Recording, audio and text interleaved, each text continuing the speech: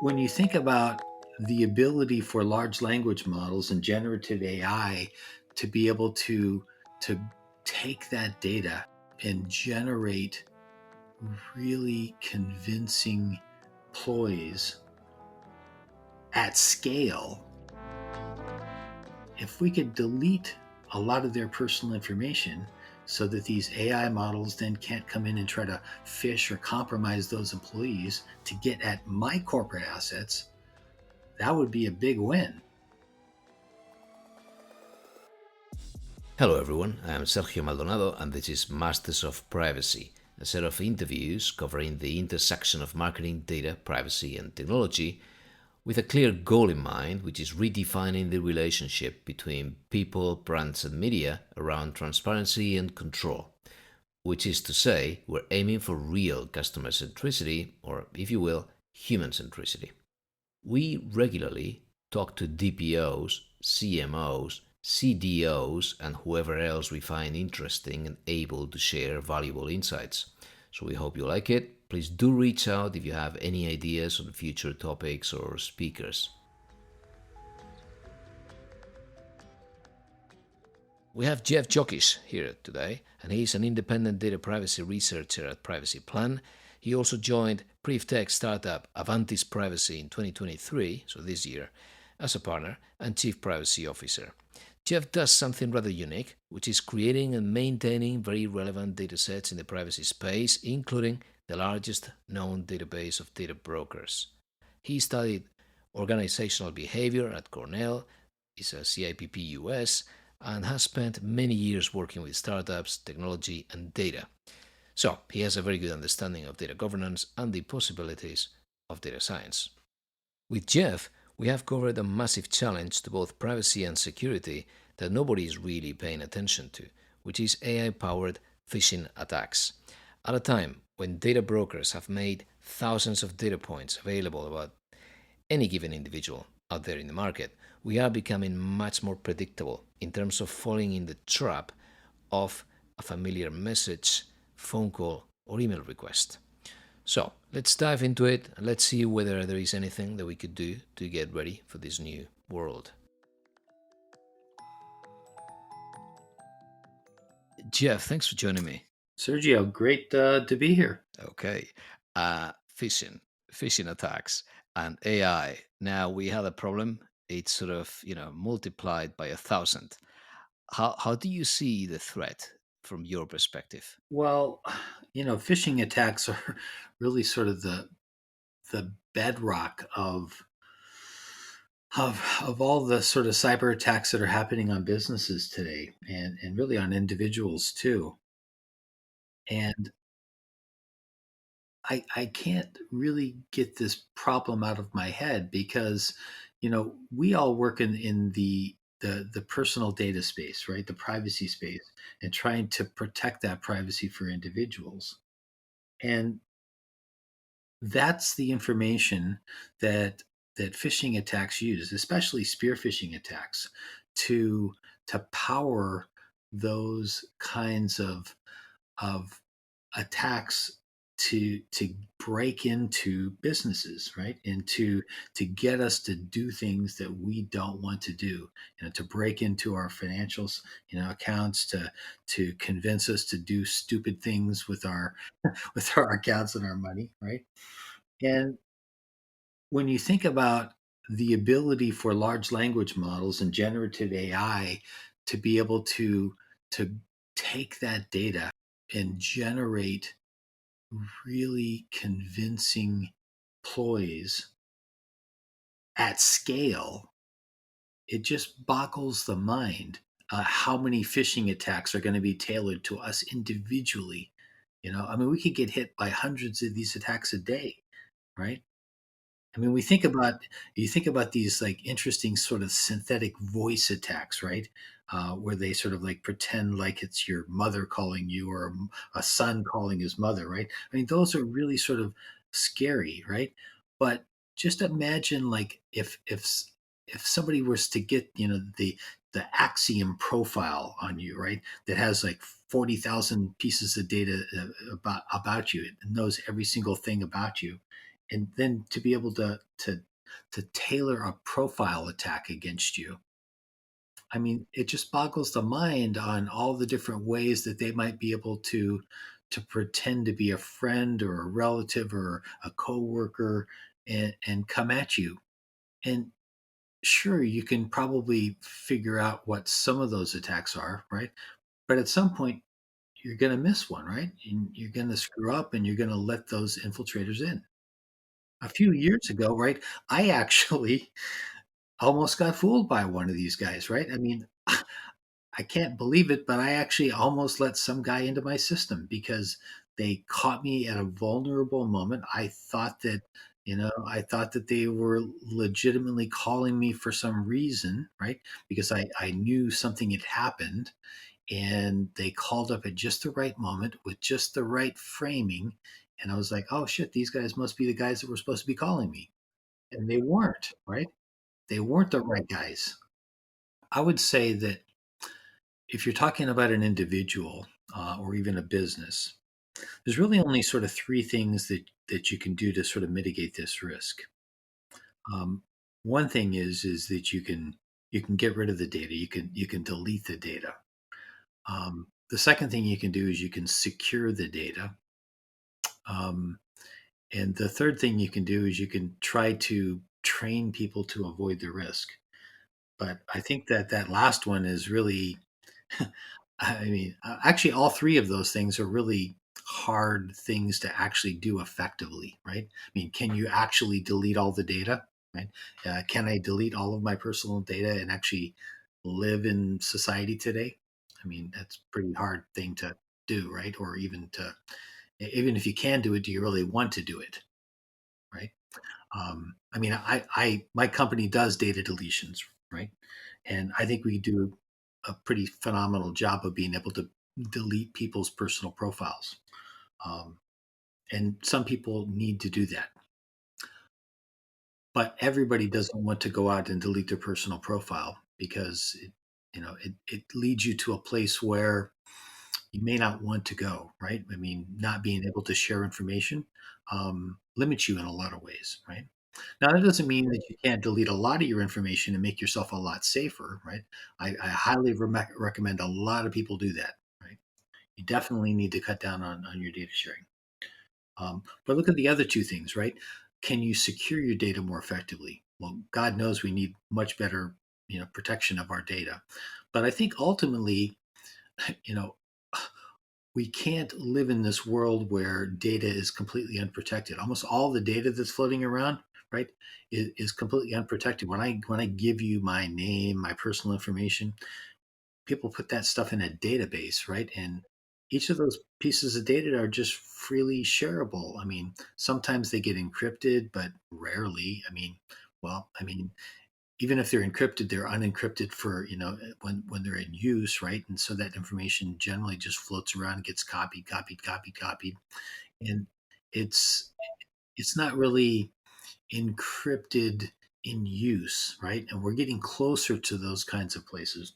But ultimately, we actually need to be in a place where if I give you my name and my address and my demographic information, whatever it is, and I share that with an advertiser, let's say, right, I should be able to actually encrypt that data such that I give it to you for a specific use case and for a specific time period, right? And once that use case and time period go away, the data sort of disintegrates, right? And you don't actually have access to it any longer. Right? I mean, yeah, I think we eventually get there, but I don't know. Is that 5 years down the road or 20 years down the road? Right? Yeah, so let's say that at data collection level, as of today, we should probably accept that it's very hard to control it. In the end, as you said, first, socially, people are not ready to simply ask companies to delete their data. You go to your Walgreens or to whichever store, and it benefits you for them to remember that your phone number is associated to whichever discounts you're going to get, and you feel that that applies to everything. So there's a certain, and then there's the whole sort of internal psychology of credit scoring and having a record of trust. And then it means that we need to move safeguards to the other end of the equation. So a data collection, we know it's out of control. Then if it's very clear that the purpose determines the lifeline or the expiration date for a data set, that's one thing. But the other thing you mentioned, and I wanted to ask you, is training. Do you see teams requiring more and more training in terms of how they handle this problem, which is again phishing?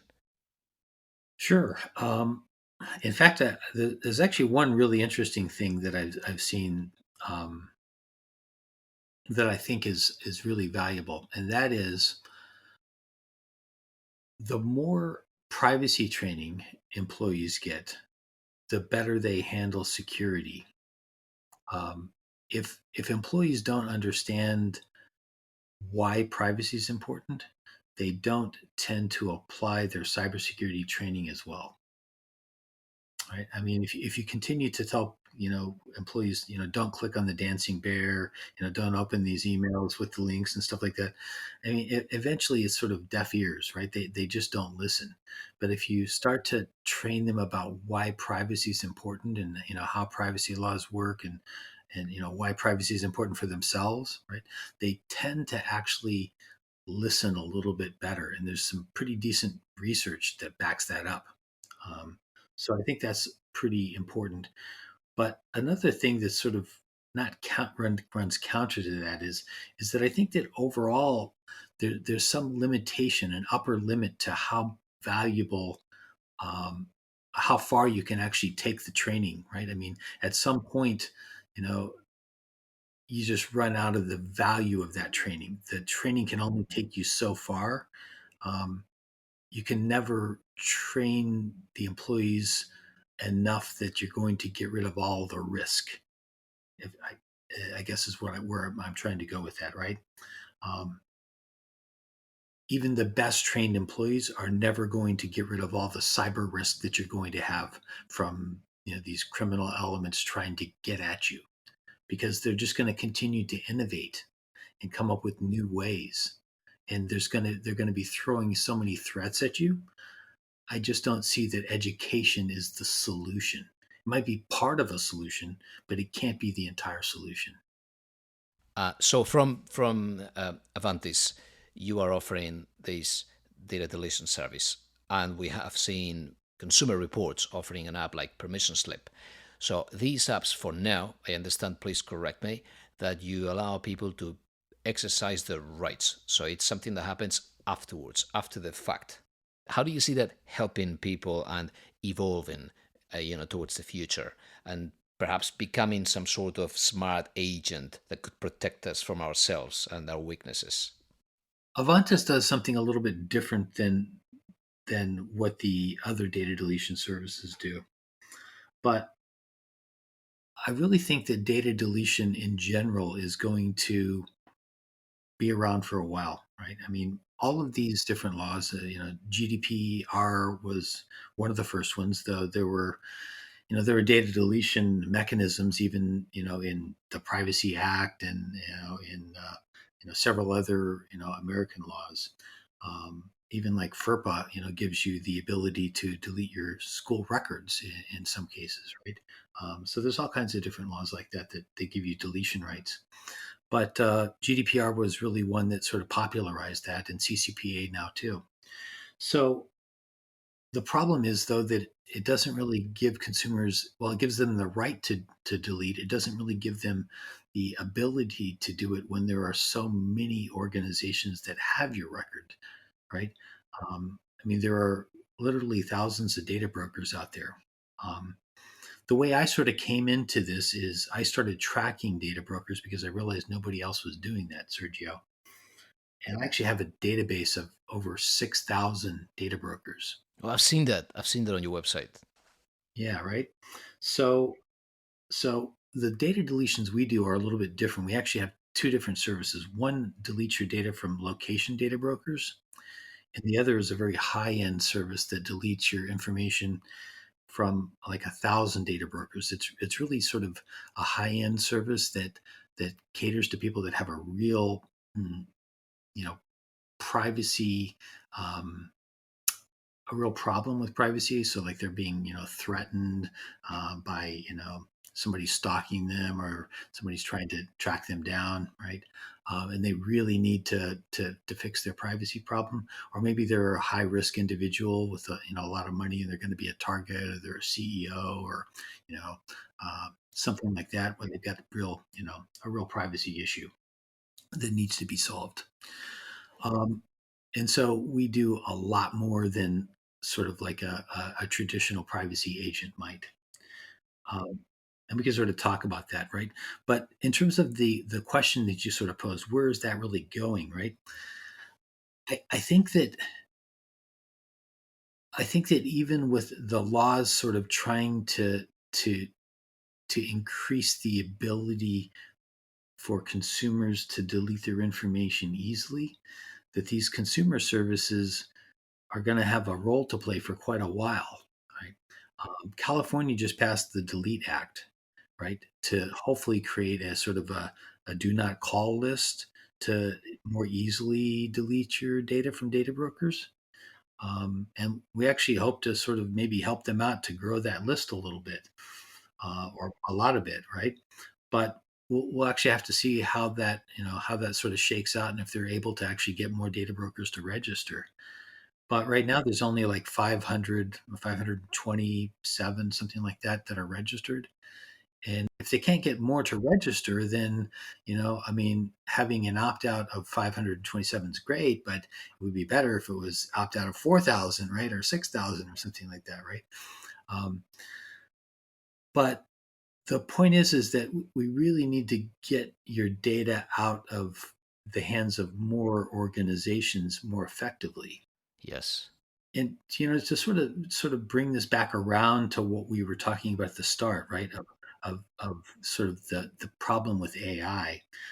I think that organizations, big companies, may actually drive some of this problem, because if you think about this from an organizational perspective, if I've got 100 employees or 1,000 employees, my risk surface, my threat surface is pretty huge. If I've got 1,000 employees and each one of them has a massive amount of personal data all over the internet, on social media, and in a thousand data brokers, databases, um, that means that all of those employees are potentially a threat vector to you know to potentially be a data breach vector for my company.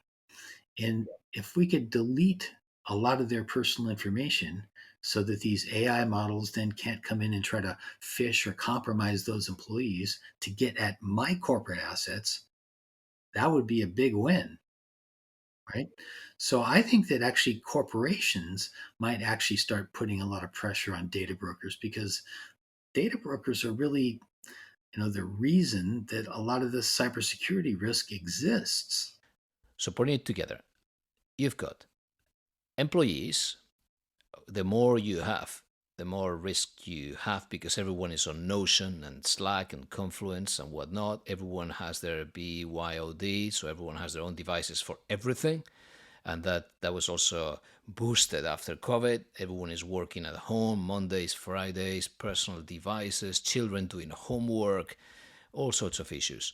So you've got all of these employees whose behavior can now be predicted because they're being measured for other purposes. So they are in all of these databases that are out of control. So data brokers, because data brokers, they never really, the business is built on the fact that there's no purpose limitation, right?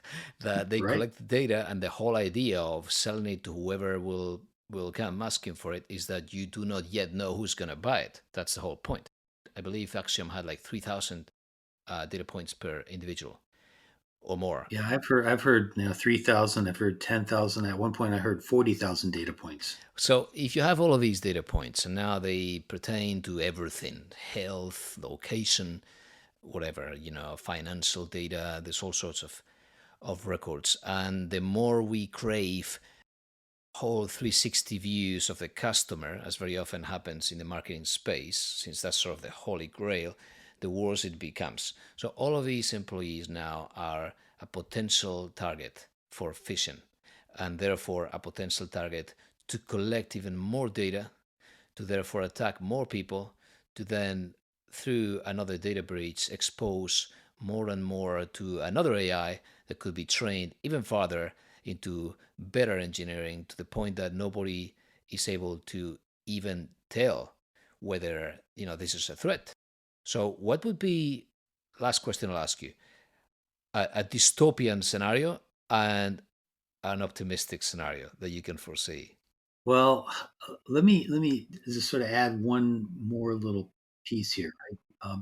And I guess it sort of goes to the maybe to the optimistic piece. Yeah. So my company has sort of been focused more on the consumer piece, but we're gonna we're trying to retool a little bit on some of these sort of high end service that I told you. And, we call that signature purge, right? Where we focus sort of on high end data deletions and create a version of that product that we can apply to enterprise. And the reason we want to do that is because of this problem that we've been talking about here, the weaponization of personal data using AI and the risk that poses to corporations.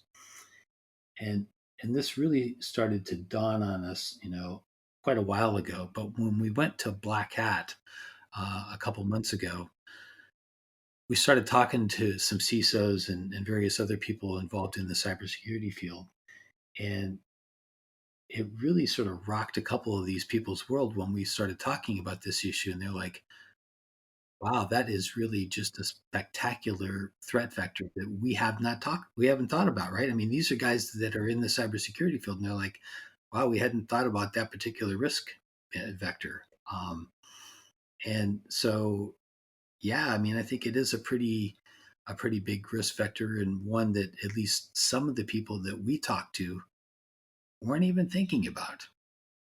So it seems to me that it's a risk that needs to be considered more, and one that has to be addressed not just by the privacy folks, but the cybersecurity world too. Yeah, so in a more optimistic scenario, if people can understand what's happening, I guess you're already pointing at the solution, which is deleting data, bringing the data brokers under control, and stopping data processing that doesn't have a clear purpose or a retention period. Or what else can you say there as an answer to it? Yeah, I think those are the primary ways to do it. Obviously, all of those are pretty hard. I think the easy one to do is deleting a lot of your personal data, at least the stuff that's not necessary for you to conduct business. You know, um, Deleting all of your personal data is not a good idea because that can have some drawbacks to you, right? But a lot of it you can delete without any real problems, going about your life. And certainly a lot of the stuff that's being held by third party data brokers doesn't benefit you in any way, at all anyway. So getting rid of that is, pretty much easy, and doesn't hurt you. So I think that's very valuable. So, but getting laws passed and making this easier to do is a tough thing, right? And getting the data broker industry under control is not going to be easy. I mean, even though the Delete Act is passed in California, it's like 2 years before it's actually going to be turned on, and a lot of opportunity for the data broker industry to try to gut that, just like they you know well like they've tried to do with a lot of the other data broker bills that have been passed. What do you think about what some companies are trying to do to sort of turn this on its head and pay people for their data? We've had this debate here a few times, but I want to know what you think. I think it's a reasonable idea to try to pay people for data. The problem is that it's a really tough thing to build a sort of like a two-sided network.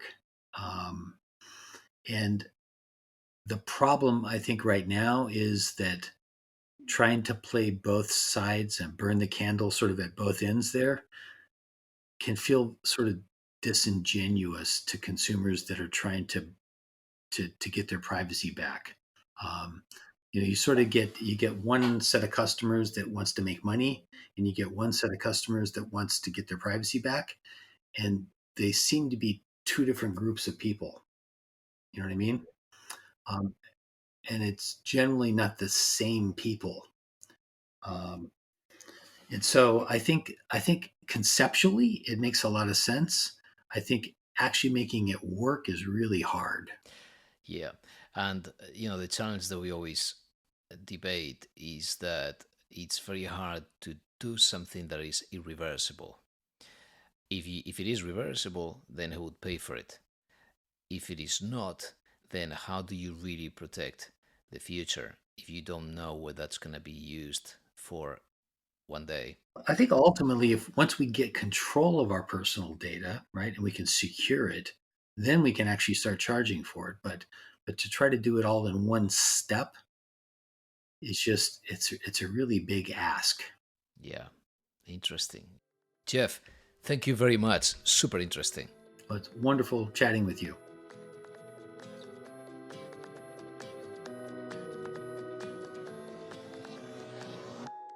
Okay, that's all for today.